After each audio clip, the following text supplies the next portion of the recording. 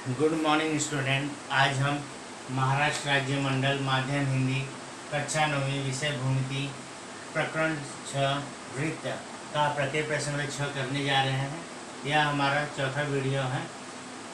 लगातार प्रसंग्रह 6.1 पहला पार्ट था, 6.2 दूसरा, 6.3 तीसरा और ये प्रत्येक प्रसंग्रह का चौथा पार्ट है। तो पहला जो शुरुआत है वह बहुविकल्पीय प्रश्न से है। तो यहाँ पे प्रश्न लिखा गया है, एक वृत्त की त्रिज्या 10 सेमी तथा जीवा की केंद्र से दूरी 6 सेमी है, तो जीवा की लंबाई कितनी होगी। तो इसे करने के पहले हमें एक डायग्राम बनाकर समझकर हम इसे सॉल्व करेंगे कि इन्होंने क्या दिया है। जैसे ये मान लेते हैं वृत्त का केंद्र हो गया, ओ ले लेता हूँ, त्रिज्या दिया है, जीवा की केंद्र से दूरी दी गई है, केंद्र से दूरी तो ओ ए ले लेता हूँ, कितनी दी गई है, 6 सेमी दी गई है। ये हो गई त्रिज्या। बी और सी को ले लिया जीवा, त्रिज्या कितना है, 10 सेमी है। ठीक है, तो हमें क्या बताना है, जीवा की लंबाई कितनी होगी। तो आप देख सकते हैं, इसे शॉर्टकट में सॉल्व कर लीजिए। यहाँ पर रेखा ओ ए लंब जीवा बी सी, बराबर ना, केंद्र से जीवा पर डाला गया लंब उसको क्या करता है, समद्विभाजित करता है। तो बी ए बराबर ए सी बराबर 1/2 गुणे बी सी, ऐसा आप लिख सकते हो। नंबर 1 दे देते हैं हमसे। अब यहाँ पे आप देखिए समकोण त्रिभुज आपको दिखाई दे रहा है। त्रिभुज ओ ए बी में कोण ओ ए बी बराबर कितना है, 90 अंश। तो पाइथागोरस लगाएंगे तो ओ बी का वर्ग बराबर ओ ए का वर्ग धन ए बी का वर्ग, पाइथागोरस प्रमेय। ठीक है, तो यहाँ पे अगर आप करोगे 10 का वर्ग है ये, ओ ए आपका 6 का वर्ग धन ए बी का वर्ग, इसलिए 100 बराबर 36 धन ए बी का वर्ग हो गया। पक्षांतरण करोगे तो 100 माइनस 36 बराबर ए बी का वर्ग, इसलिए ए बी का वर्ग बराबर हो गया 64।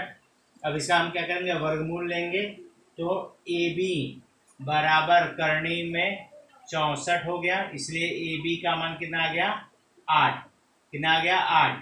चूंकि ए बी बराबर 1/2 गुणे, यहाँ पे देखिए ए बी बराबर कितना है, 1/2 गुणे बी सी है, तो 1/2 यहाँ पे 8 गुणे बी सी, फिर एक गुणा करोगे 8 गुणे 2 बराबर बी सी, इसलिए बी सी बराबर कितना आ गया, 16 सेंटीमीटर।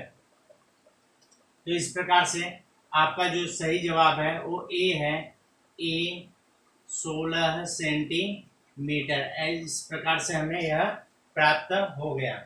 ठीक है, तो इस प्रकार से आपको सॉल्व करके इसे बता देना है। फिर दूसरा जो है, त्रिभुज के तीनों कोणों के समद्विभाजक संगामी हो।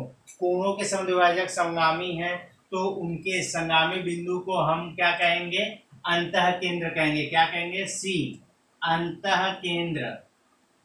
जो हम वृत्त की रचना करते किए थे 6.3 में, हाँ, जो तीनों भुजाओं को छूकर जा रहा है, तो जो अंतर जब समद्विभाजक खींचेंगे तो हमें क्या मिलता है, उसका अंतर केंद्र मिलता है। त्रिभुज के सभी शीर्ष बिंदुओं से होकर जाने वाले वृत्त को हम क्या कहते हैं, परिवृत्त कहेंगे। क्या कहेंगे, परिवृत्त। इसका भी हमने डायग्राम 6.3 संग्रह में किया था 6.3 में। हम यहाँ पे क्या खींचे थे, उसका किन्हीं दो भुजाओं का लंब समद्विभाजक खींचे थे, तो हमें परिकेंद्र मिलेगा और उस केंद्र से शीर्ष बिंदु को टच करते हुए हम वृत्त की रचना किए थे, तो उस प्रकार से यह मिलेगा।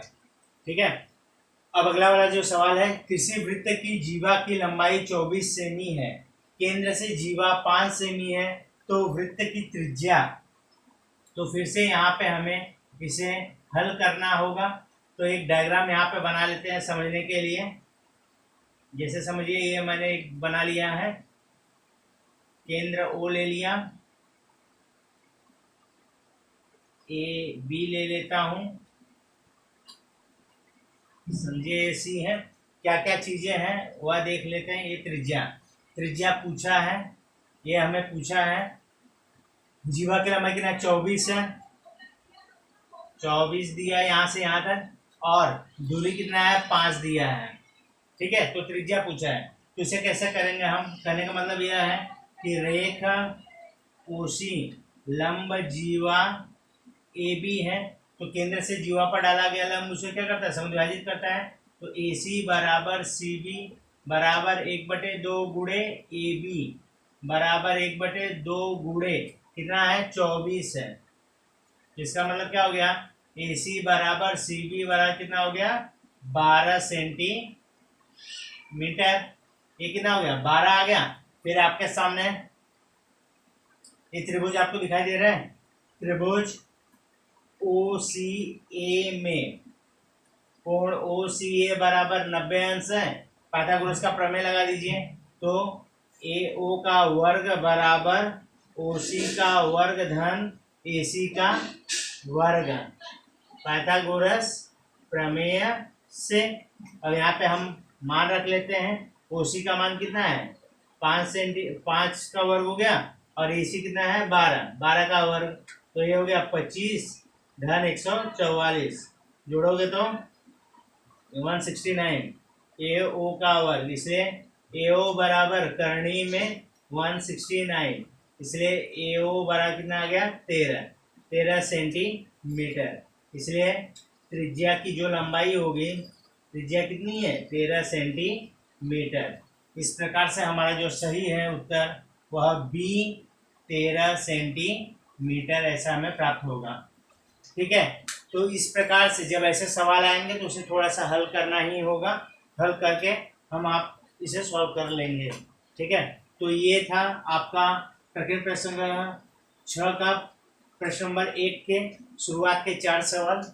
वीडियो को पॉज करके आप इसे अपने फेयर कॉपी में पूरा करें। ठीक है, फिर हम अगला सवाल देखते हैं।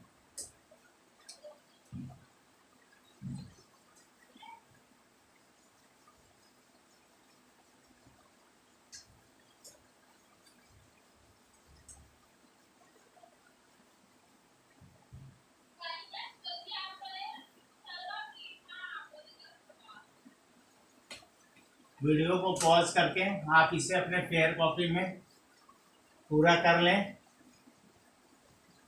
आसान सा सवाल था यह। कुछ सवाल ऐसे होते हैं जिन्हें कि बिना सॉल्व किए आप उसका डायरेक्ट उत्तर नहीं लिख पाओगे, तो उसे हल करना होगा। तो वहाँ पे आप हल करके उसका सही उत्तर प्राप्त करें। उसके बाद अब चलते हैं हम अपने अगले सवाल, 5वां जो सवाल है, 5वां सवाल लिखते हैं। 2.9 सेमी त्रिज्या वाले वृत्त की सबसे बड़ी जीवा की लंबाई कितनी हो सकती है?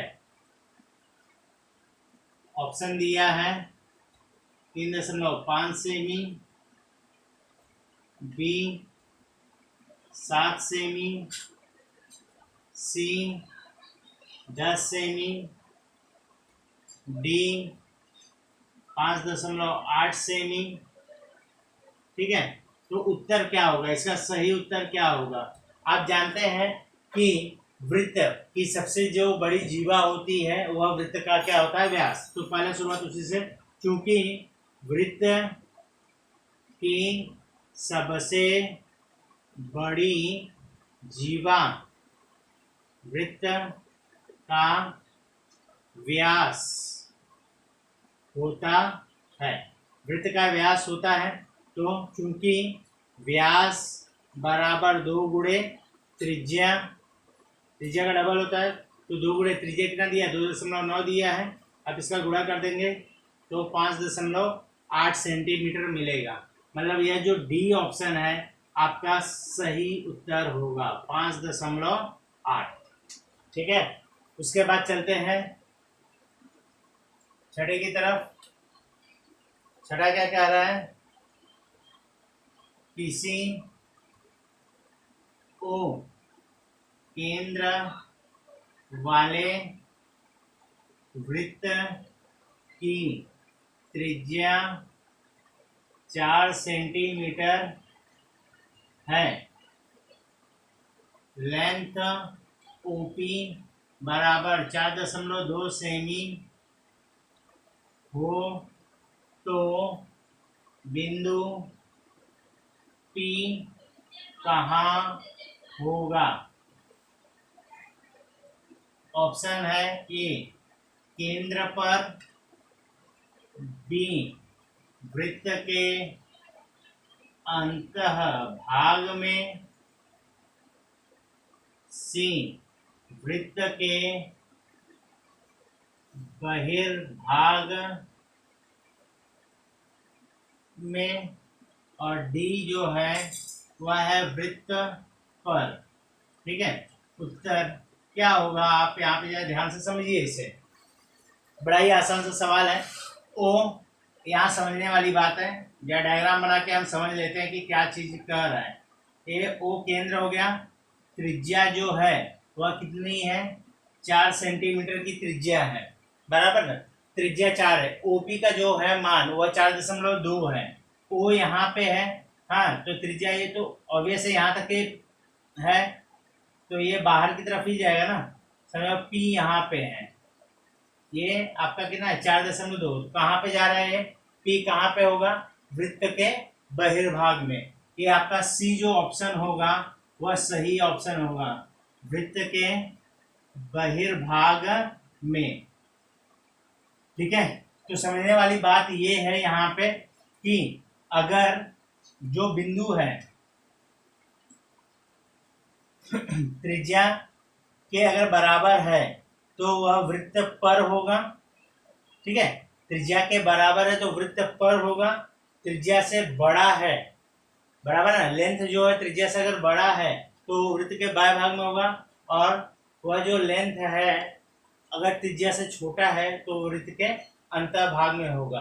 तो यहाँ पर जो है लेंथ वो त्रिज्या से क्या है? बड़ा है, इसीलिए वह वृत्त के बाह्य भाग में होगा। ठीक है ना? तो ये था, समझने के लिए था। तो वीडियो को पॉज करके आप इसे अपने फेयर कॉपी में सॉल्व कर लें। अब बहुविकल्पी का 7वें सवाल की तरफ चलते हैं। 7वां सवाल,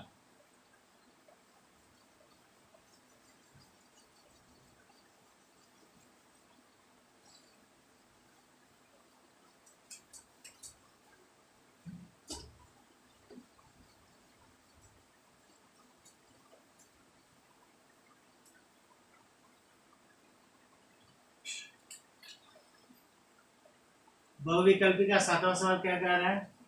किसी वृत्त की समांतर जीवाओं की लंबाई क्रमशः 6 सेमी तथा 8 सेमी है। वृत्त की त्रिज्या 5 सेमी हो तो उन जीवाओं के बीच की दूरी कितनी होगी? हाँ, और ऑप्शन दिया है 2 सेमी, बी 1 सेमी, सी 8 सेमी, और डी 7 सेंटीमीटर। तो कौन सा ऑप्शन सही है उसके बारे में जानना है हमें। तो उत्तर कैसे करेंगे जरा ध्यान से देखिए। पहले समझने के लिए पहले एक डायग्राम बना लेते हैं। पहले एक वृत्त का डायग्राम बनाते हैं।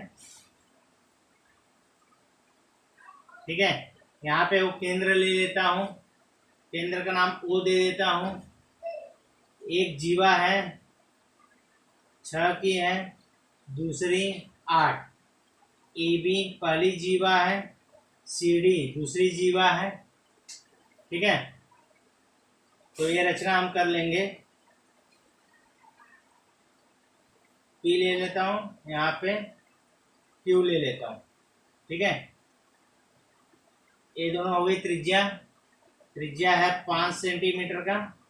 ठीक है, यहाँ से 8 है और ये है कितना 6। ठीक है, हम जानते हैं केंद्र से जीवा पर डाला गया लंब उसको क्या करता है, समविभाजित करता है। मतलब ये कितने का होगा 3 और ये कितने का होगा 4। हाँ, डायग्राम में ही समझ लेते हैं सबसे पहले। तो यहाँ पर आप पाइथागोरस लगाओगे, ओपी का मान आएगा। फिर यहाँ पाइथागोरस लगाओगे, ओक्यू का मान आएगा। और चूंकि ये समांतर है इसलिए ये क्या होगा, एक रेखीय होगा। ठीक है, समांतर है इसलिए ये क्या होगा, एक रेखीय होगा। क्यों? क्योंकि ये 90 है सीधे सीधे, तो एक रेखीय होगा। तो सीधे इन दोनों को जोड़ दोगे आ जाएगा। तो इसे चूंकि क्या करना है आपको बताना कि क्या है, तो एक डायग्राम बना के हमने समझ लिए हैं।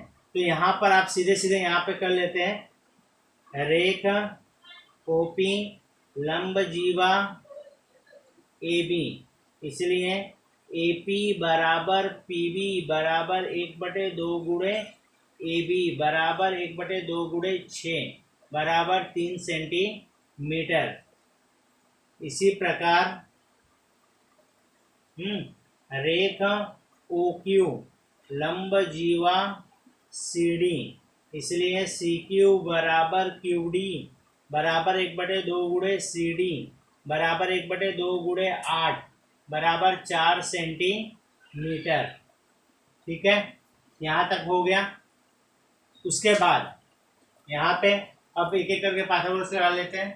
त्रिभुज ओ पी ए में कोण ओ पी ए बराबर है 90 अंश, बराबर। पाइथागोरस लगेगा तो ए ओ का वर्ग ए पी का वर्ग धन पी ओ का वर्ग, पाइथागोरस प्रमेय से।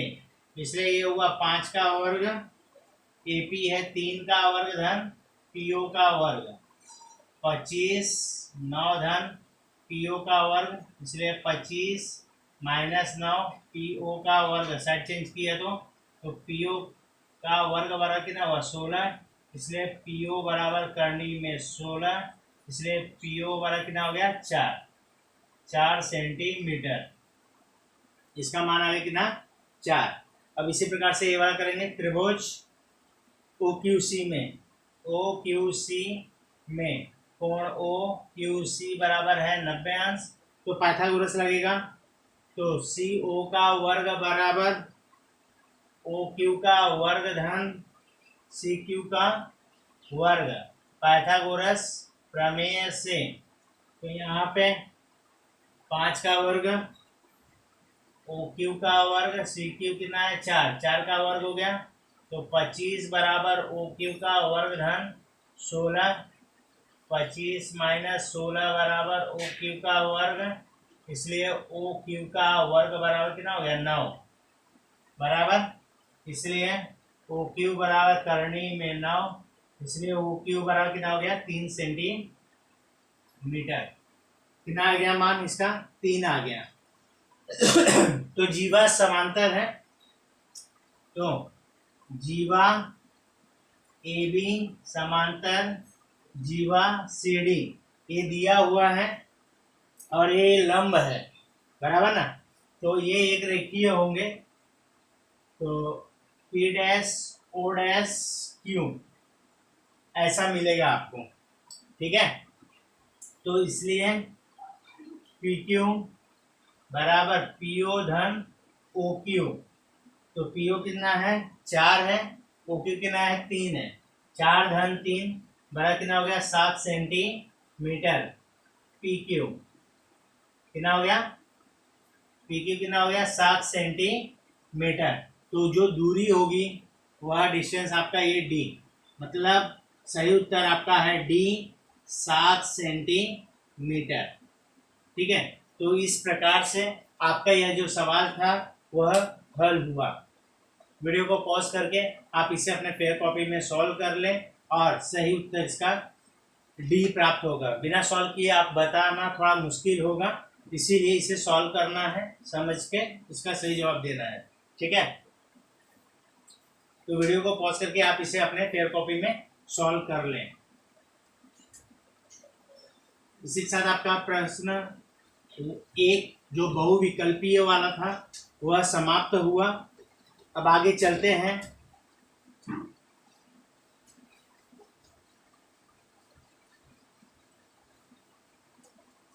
अगला जो है वह रचना से संबंधित है, 6.3 से संबंधित है, जिसमें दूसरा समबाहु त्रिभुज के बारे में है। तो दूसरा वाला इस बार के लिए आपके सिलेबस से हटा दिया गया, इसे नहीं करेंगे। तीसरे वाले पे चलते हैं। तीसरा वाला क्या कहता है? त्रिभुज एनटीएस में परिवृत्त तथा अंतर्वृत्त की रचना करना है, कीजिए, जिसमें एनटी बराबर 5.7 सेंटीमीटर है, टीएस बराबर 7.5 सेंटीमीटर है और कोण एन टी एस बराबर 110 अंश है।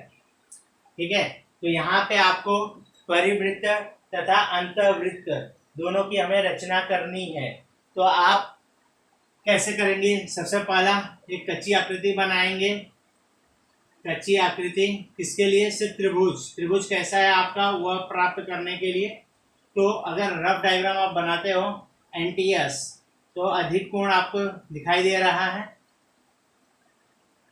यहाँ पे एन टी और एस लिख लेता हूँ। ये आपका 110 अंश है, टी एस 7.5 है और एन टी की नया 5.7 है। ठीक है, तो ये हो गया आपका रफ डायग्राम। और फेयर बनाने के लिए मैं यहाँ पे आपको एक रफली, बिना कोई इंस्ट्रूमेंट तो है नहीं पास में, तो उस हिसाब से मैं यहाँ पे समझा रहा हूँ। इसके पहले 6.3 मैंने कॉपी में उसे बनाकर आपको दिखाया था। तो एक ही ये सवाल है, तो आप उसे वहाँ पे मैंने सब सवाल किया था, इसे आप कर सकते हैं आराम से। तो करना क्या है, यह ध्यान से सुनिएगा। सबसे पहले हम क्या करते हैं? परिवृत्त की रचना करेंगे। तो करने के लिए क्या करेंगे? फेयर डायग्राम बनाते हैं। तो फेयर में क्या करेंगे? सबसे पहले आप बेस कितने का? 7.5, टी यस 7.5 का खींचा। फिर चांदा रखेंगे टी पे रख के 110 अंश का कोण बनाएंगे। कितने का? 110 अंश का ये आपका कोण हो गया, समझिए। ठीक है, फिर एन टी 5.7 स्केल पे गोला प्रकार से 5.7 मेजर करेंगे, माप लेंगे उसका और ऐसा कट करेंगे। जहाँ पे कट होगा वहाँ पे आपका एन मिल जाएगा, वो आपका कितना है? 5.7। तो एन से लास्ट में यस को आप मिला दीजिए। तो इस प्रकार से आपका एन टी एस की रचना हो गई, बराबर। इसके बाद क्या करना है? इसके बाद परिवृत्त की, जैसे हमने कहा कि परिवृत्त की हम रचना करेंगे, तो परिवृत्त की रचना के लिए क्या करना होगा? आपको किसी भी दो भुजाओं का क्या करना है? हमें लंब समद्विभाजक ड्रॉ करना है। तो जैसे टी एस का कर लेता हूँ और एन टी का। तो चूंकि ये कैसा है? अधिक कोण है, तो कहाँ कट होगा? परिकेंद्र जो होगा बाहर मिलेगा। तो टी पे रखेंगे राउंडर, यस से थोड़ा कम, एक ऊपर की ओर और एक नीचे की ओर ऐसा चाप काटेंगे। सेम डिस्टेंस रख के यस पे रखेंगे, एक ऊपर की ओर एक नीचे की ओर ऐसे चाप काटेंगे। तो आप देखोगे इस प्रकार से आपको लंब समद्विभाजक प्राप्त होगा। ठीक है, यहाँ पे लंब और इस समद्विभाजक का चिन्ह लगा दीजिए। ठीक है, उसके बाद अगर यहाँ पे मैं बात करूँ तो एन टी का, तो टी पे रखा राउंडर, एक अंदर की ओर और एक बाहर की ओर ऐसे कट करेंगे। सेम डिस्टेंस रख के एन पे रख के एक अंदर की ओर एक बाहर की ओर ऐसे कट करेंगे और उसका लंब समद्विभाजक ड्रॉ करेंगे। तो आप देखोगे ये हो गया लंब समद्विभाजक, चिन्ह बना दिया। यहाँ पर ये आपको परिकेंद्र मिलेगा, दिखाई दे रहा है आपको? ये आपको परिकेंद्र मिलेगा। यहाँ पे आप राउंडर रखिए, टी को टच कीजिए और टी एन टी यस से जाते हुए ऐसे इस प्रकार आपका परिवृत्त की रचना हो जाएगी। ऐसा है, इस प्रकार से यहाँ पे रखेंगे राउंडर टी, यहाँ पे रखेंगे राउंडर यस को टच करो टी को और ऐसे घुमा दोगे, आपको एक परिवृत्त मिल जाएगा। ठीक है, अब उसके बाद ये तो हो गया परिवृत्त। अब क्या अंतर्वृत्त की रचना करना है, तो क्या करना पड़ता है, कोण समद्विभाजक खींचना पड़ता है। क्या करना पड़ता है, कोण समद्विभाजक। तो कोण समद्विभाजक, तो ये यस पे रखोगे राउंडर, ऐसे रखे, दो कट मारे, तो यहाँ पे रखोगे इस प्रकार से, यहाँ पे रखा है इस प्रकार से, ए ऐसे। ठीक है, फिर ये टी का हम लोग कर लेते हैं, टी पे रखोगे राउंडर, इस प्रकार से कट किया, फिर यहाँ पे रखा एक इधर कट, यहाँ पे रखा ये कट, फिर यहाँ से ऐसे। तो आप देखोगे यहाँ पर ये आपको क्या मिलेगा, ये अंतः केंद्र मिलेगा। क्या मिलेगा, अंतः केंद्र। तो यहाँ पर आपको रखना है राउंडर और तीनों भुजाओं को छूता हुआ, तीनों भुजाओं को छूता हुआ आपको इस प्रकार से एक अंतर्वृत्त आपको प्राप्त हो जाएगा। ठीक है, यहाँ पे रखोगे तो 6.3 में हमने परिकेंद्र और अंतःकेंद्र दोनों की रचना की है। यहाँ पर वहाँ पे अलग अलग त्रिभुज, यहाँ पे एक ही त्रिभुज के अंदर दोनों की रचना बोला है करने के लिए, तो करने का तरीका वही है। तो इस प्रकार से आप इसे अपने फेयर कॉपी में सॉल्व करोगे। और चूंकि आप यहाँ पे इंस्ट्रूमेंट नहीं है, इसलिए मैंने एक रफली डायग्राम यहाँ पे समझाया है, आप इसे फेयर पे कर लीजिए, अच्छा डायग्राम आपको प्राप्त होगा। समझ आया होगा उम्मीद करता हूँ। 6.3 के जैसा ही है, तो वहाँ पे इंस्ट्रूमेंट था तो मैंने कॉपी पे बना के दिखाया था। आज यहाँ पे हमने बोर्ड पे एक रफ डायग्राम के रूप में कैसा होगा उसके बारे में मैंने यहाँ पे बता दिया है। ठीक है, तो अब चलते हैं हम अपने अगले सवाल की तरफ, जो कि है सवाल नंबर 4। क्या कहता है, चलिए चौथा सवाल दत्त में दिया है, सी वृत्त का केंद्र है, रेख QT व्यास है, CT बराबर 13, CP बराबर 5, तो ज्ञात करना है जीवा आर्यस, ये हमें ज्ञात करना है। तो कैसे होगा, यहाँ पे हम डायग्राम बनाकर समझते हैं। पहले एक ये डायग्राम,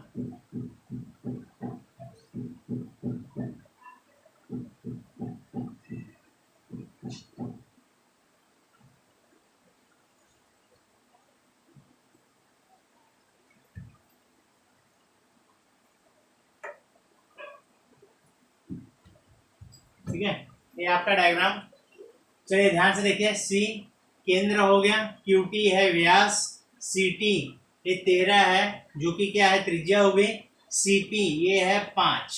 तो एक रचना कर लेंगे क्या, RC, तो ये कितना होगा, यह भी कितना होगा 13 होगा, बराबर। तो हल ध्यान से देखिएगा, यहाँ पे ऐसे लिख लेते हैं, CT बराबर CR बराबर 13 सेंटीमीटर, कारण त्रिज्या बराबर, और ये इसके ऊपर लंब दिखा रहा है, रेख CP लंब जीवा आर्यस या आकृति में दिखाई दे रहा है। तो हम जानते हैं केंद्र से, चूंकि वृत्त के केंद्र से जीवा पर डाला गया लंब जीवा को समद्विभाजित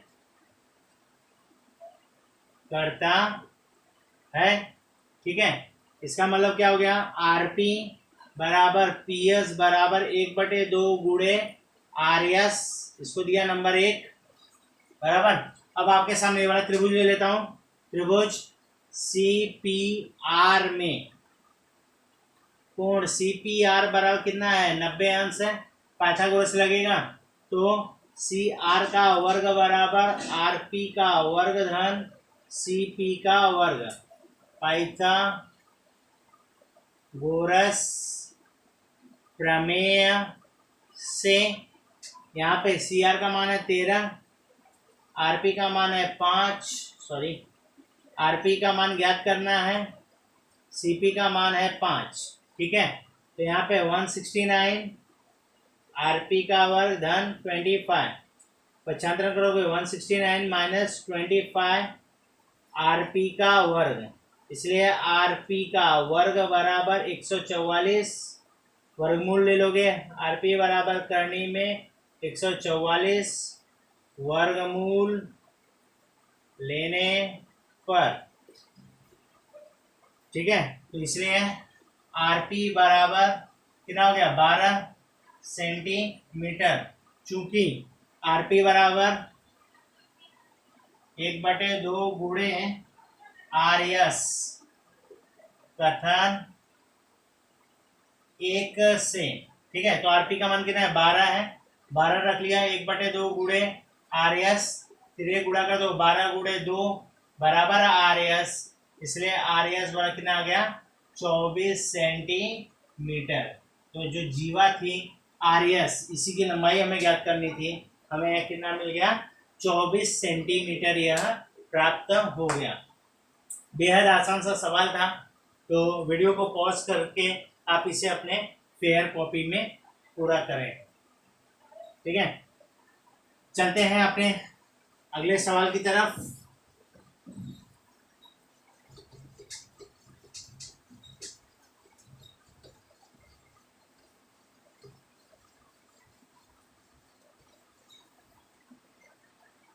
अगला सवाल 5वां, क्या दिया है दत्त में, वह लिख लेते पहले। पी वृत्त का केंद्र है, जीवा ए बी तथा जीवा सी डी परस्पर व्यास के बिंदु ई पर प्रतिच्छेदित करते हैं। कोण ए ई पी, सर्वांकन कोण डी ई पी दिया गया है, सिद्ध करना है ए बी बराबर सी डी। डायग्राम देखते हैं।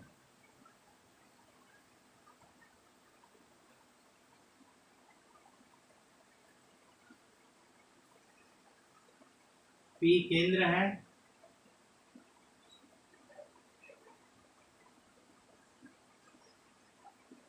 बी ई सी डी और ये है ए।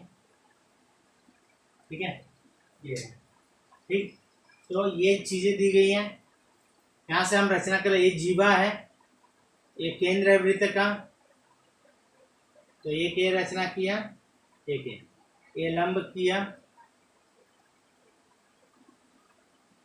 एफ ले लेता हूँ इसको, और यहाँ पे से ले लेता हूँ जी, बराबर ना।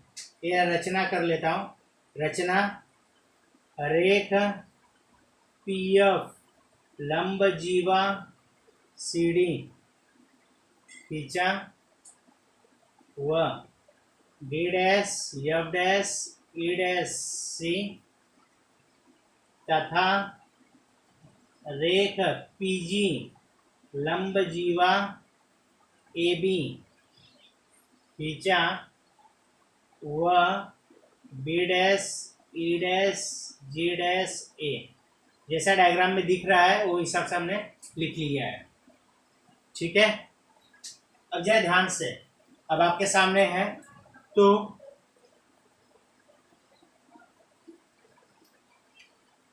चलिए अब यहाँ पे ध्यान दीजिए।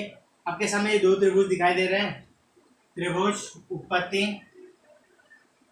की तरफ चलते हैं। आपके सामने दो त्रिभुज नजर आ रहे हैं, इन दोनों त्रिभुज ई पी एफ तथा त्रिभुज ईपीजी में, ईपीएफ और ईपीजी में, तो सबसे पहला कोण यहाँ पे है एईपी बोला है ना, एईपी को हम जीईपी लिख सकते हैं, जीईपी सर्वांशम, सॉरी पहले ईपीएफ है ना, यहाँ पे आप इसे अर्थात करके यहीं पे लिख लेता हूँ, एईपी को जी ईपी सर्वांशम कोण, डी ईपी को एफईपी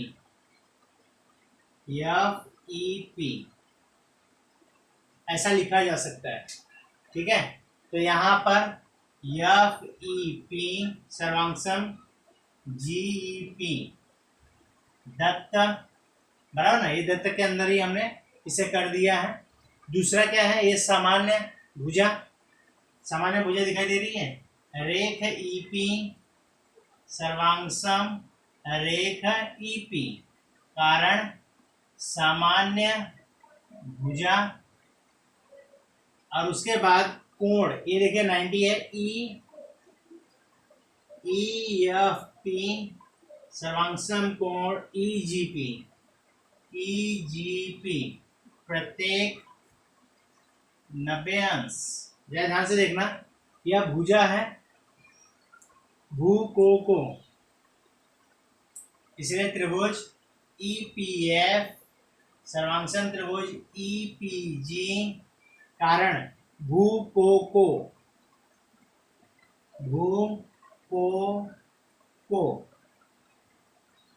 बराबर ना, भू को कसौटी से त्रिभुज क्या हुआ आपका, सर्वांशम होगा।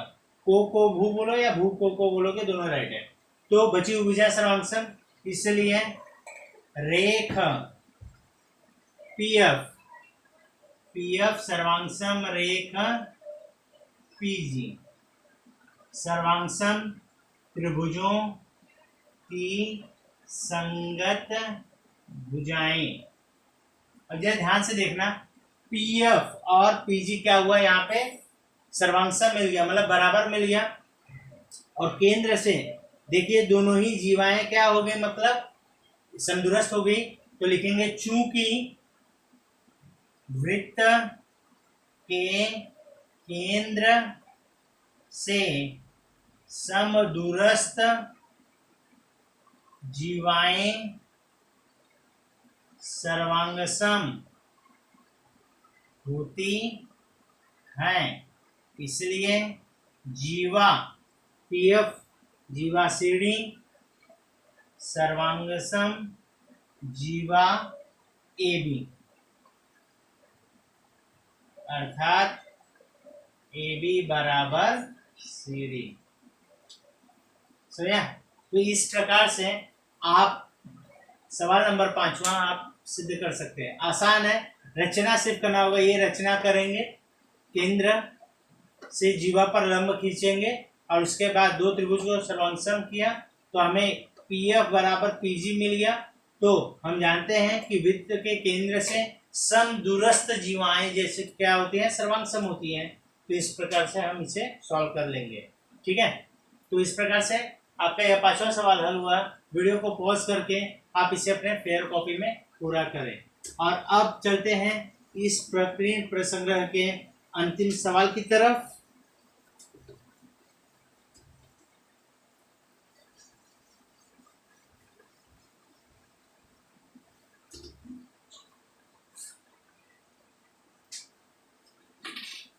सवाल नंबर 6, दत्त में क्या दिया है, सबसे पहले दत्त लिखते हैं। दत्त ओ केंद्र वाले वृत्त का व्यास CD तथा जीवा AB है। व्यास CD जीवा AB के बिंदु E पर लंब है तो सिद्ध करना है त्रिभुज ABC समद्विबाहु त्रिभुज है। ये हमें सिद्ध करना है। ठीक है, तो डायग्राम बनाते हैं।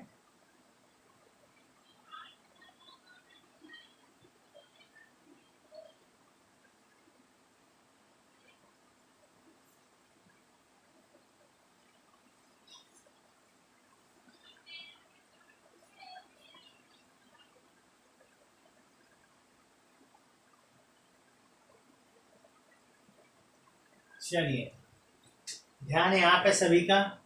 यह भी सवाल एक आसान सा सवाल है। उत्पत्ति की ओर चलते हैं। सबसे पहले आपको जो भी बातें हैं वो आकृति में दिखाई दे रही है ना। तो सबसे पहले यहाँ पे आप देख सकते हो रेखा OE लंब जीवा AB आकृति, या तो आप दत्त भी बोल सकते हो। दत्त में पूरा दिया है, CD जो है लंब है, तो ऐसा भी किया जा सकता है। चूंकि वृत्त केंद्र से जीवा पर डाला गया लंब जीवा को समद्विभाजित करता है, बराबर। तो इसका मतलब इसलिए कोण OEA बराबर कोण OEB बराबर 90, अर्थात OEA को मैं CEA लिख सकता हूँ। यहाँ पे CEB बराबर 90। ये हो गया नंबर 1। और ये जो हमने लिखा इसका क्या होगा, AE बराबर EB बराबर 1/2 गुणे AB। इसे दे दिया नंबर 2। लंब है तो 90 है, और ये जानते हैं समद्विभाजित करता है, उसको भी लिख दिया। ठीक है, तो अब क्या करना है। अब आपके सामने दो त्रिभुज दिखाई दे रहे हैं। बड़ा वाला त्रिभुज ले रहे, त्रिभुज CEA तथा त्रिभुज CEB में ध्यान देना। सबसे पहला रेख C सर्वांगसम रेख CE, कारण सामान्य भुजा है, दोनों ही में आ रहा है। फिर कोण CEA सर्वांगसम कोण CEB प्रत्येक 90 अंश, या तो कथन एक बोल सकते हो। फिर इसके बाद ये जो है इसके AE रेख AE सर्वांगसम रेख EB कथन 2 से। यहाँ पे देखिए AE बराबर EB ना, वही लिखा है यहाँ पे, कथन 2 से।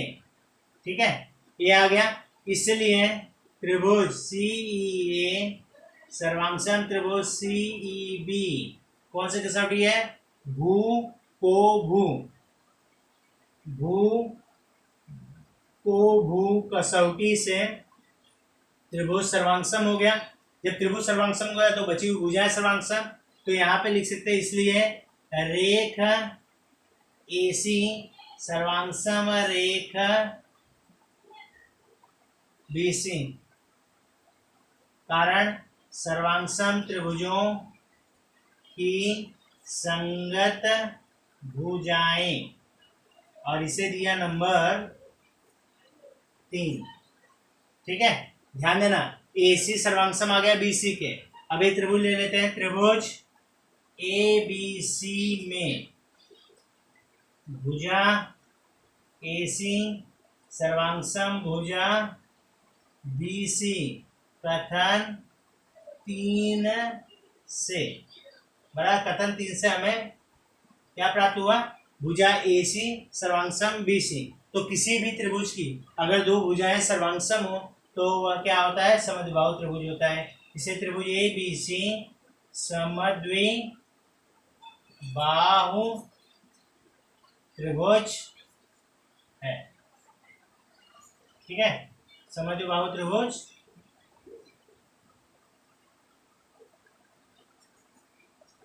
ठीक है, तो इस प्रकार से यह जो आपका प्रकीर्ण प्रश्न संग्रह 6 था वह हल हुआ। वीडियो को पॉज करके आप इसे अपने पेयर कॉपी में पूरा कीजिए। धन्यवाद।